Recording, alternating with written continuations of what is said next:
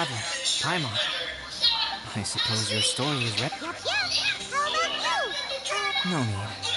I am also ready to tell my story. Haven't come yet.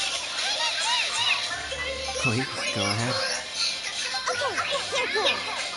Once upon a time, there was an evil researcher who went into the mountains and did a crazy experiment on whopper flowers.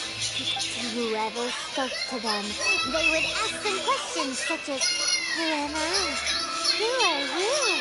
If the bypasser got the wrong answer, the last sound they'd make would be a yuck before the whopper flower ate them up. Oh, truly frightening. Don't go nitpicking, okay?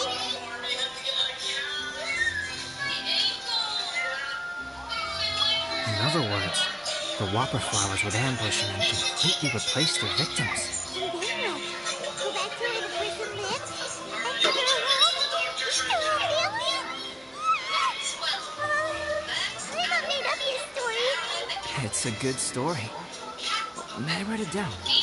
What for? Just to scare people with? Yes. You've got a real mean streak, Albedo.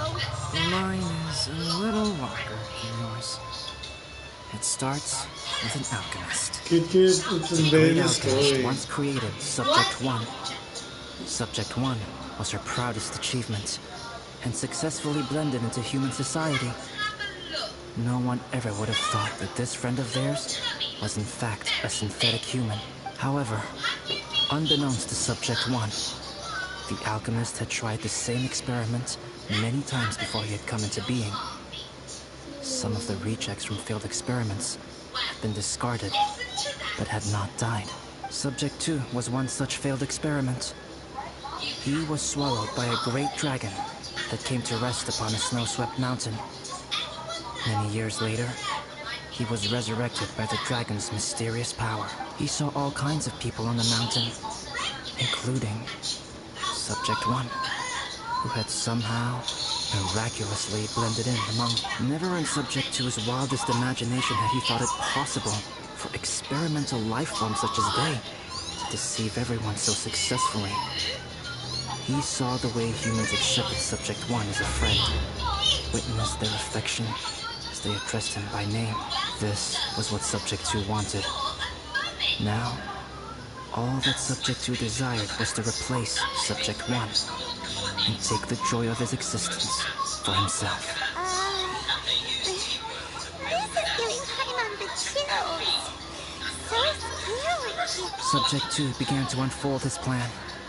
He stole Subject 1's books and notes and studied all that Subject 1 had learned from the alchemist. Subject 2 was highly intelligent, and he learned quickly. He changed his face into an exact replica of Subject 1's face.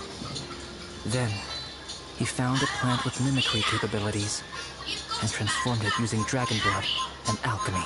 And so, not only did Subject 2 transform his own appearance to perfectly match that of Subject 1, he also created a third entity, Subject 3. What? But Subject 2 wanted to become a perfected human. So, he erased the mark in both his and Subject 3's necks. For these marks were symbols of imperfection. In my view, it was probably a subconscious act, an instinct. He so desperately craved to become a perfect human being that he forgot something. Human beings are defined by their flaws. Subject 2's plan was meticulously crafted. Subject 3 would draw Subject 1's attention. After Subject 1 disposed of Subject 3, he would assume the threat had now disappeared and would let his guard down. The next moment that Subject 1 was alone, Subject 2 would make his move. He would eliminate Subject 1 and become the only one remaining. He would secretly replace the Subject 1 of everyone's memories and inherit his identity, residence, clothing, sword, name, and friends. People would have no idea that the individual they knew had become somebody else from one day to the next.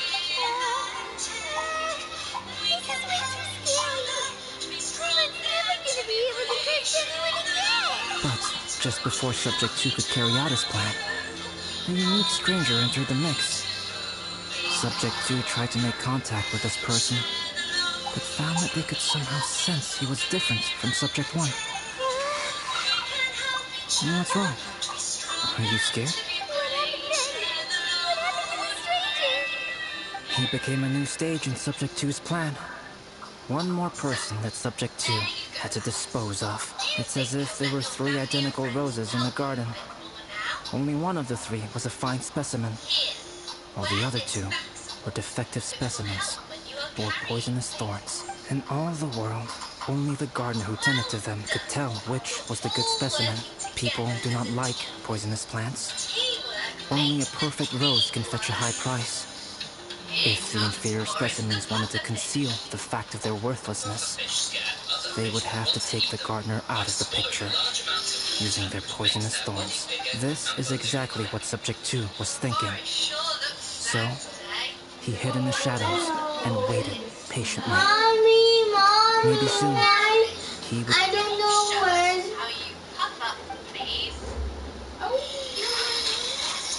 That was intense! So what happened after that?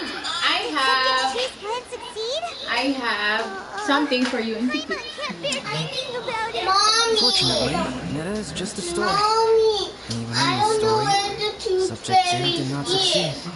Oh, well, you did not. Oh my You can never god. let your guard down and track monsters mutated with Duran's power and blood are also creatures of Rhine-Daughter. Ay, wow. Just like me, Automatic. you must beware of all such creatures. I didn't see Glad it to hear that. being pulled out. I'm not scared of it. I know what I am. You and I are both different. I So know. there is no need for me to hide the But truth I from you. heard some The only thing is that sometimes, twinkling as magic. beings who set foot in this world, Girl, how arrogant are we in desiring to control our destiny and in desiring to create? Is creation an arrogant act, Traveler? If not, why do we call the ones that created us and control us gods? If it is, then what qualifies us to call ourselves creators? How far must we take our reverence and respect? And what purpose does it serve? Nothing special. But whenever I think about it, I feel a twinge of grief. Hello, Pluto. Hello? Traveler? Are you here? Is that Amber? Thought we might find you here. We're here to deliver a message from Silas. There's going to be a big event down at the base camp, and they want you there too, Traveler. Winter camp is nearing its end. Apparently, even provisional instructors are required to attend.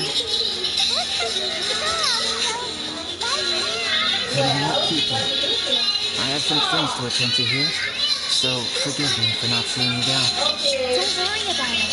There's been no issues getting up and down the mountain recently. Is everyone ready? Let's not keep them waiting.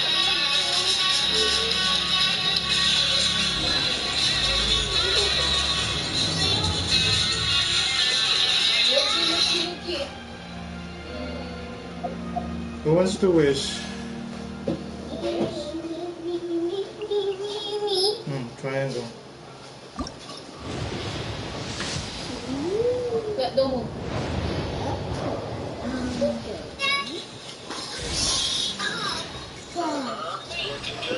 Oh, you got Amber.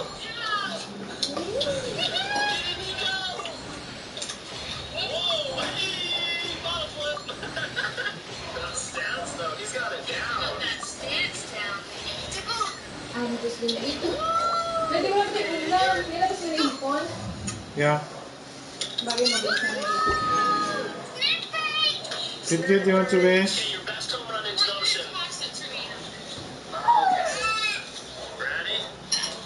Triangle. Circle.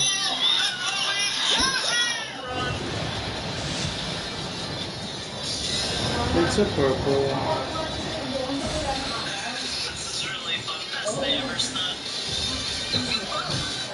Good morning, you guys. We are here at a location called the Mermaid Cave. My friend Jill and Drew brought me.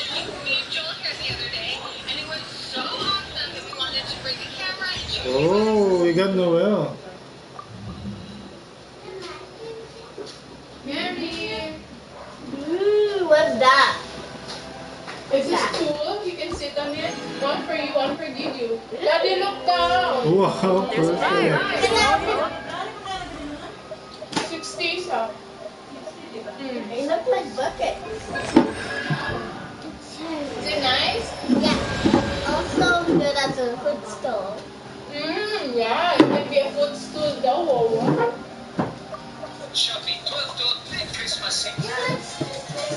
And I can play a drum. Oh, we got Noel. Cute. Yeah, one more to go. Oh, she has all her constellations. Yeah. Noel. Ready bumili ako ng patatas.